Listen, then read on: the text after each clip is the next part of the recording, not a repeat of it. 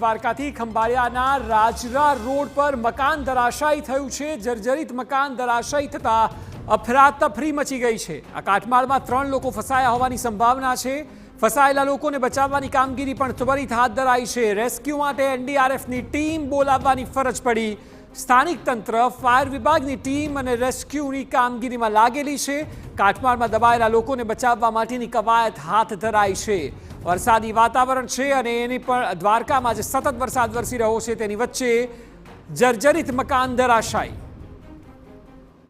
અંદરનો ગીચ વિસ્તાર છે શાક માર્કેટની નજીકમાં, ત્યાં એક જૂનું 3 માળનું બિલ્ડિંગ હતું, તો વરસાદને કારણે બેસી ગયું છે ને એમાં અંદર 3 વ્યક્તિ છે એ અંદર ફસાઈ ગયેલા છે। એક 70 વર્ષના માજી છે કેસરબેન કણજારિયા, એક પાયલબેન કરીને 16 વર્ષના દીકરી છે અને એક 14 વર્ષની બીજી દીકરી છે। અત્યારે એનડીઆરએફની ટીમ, ફાયરની ટીમ સાથે અત્યારે રેસ્ક્યુની કામગીરી ચાલુ છે। એમનો અંદરથી અવાજ પણ આવી રહેલો હતો, એટલે એમની બચવાની સંપૂર્ણ શક્યતાઓ અમે દેખી રહ્યા છીએ અને થોડા સમયમાં એનડીઆરએફની ટીમ દ્વારા એમને બચાવી લેવામાં આવે એવી સંપૂર્ણ અપેક્ષાઓ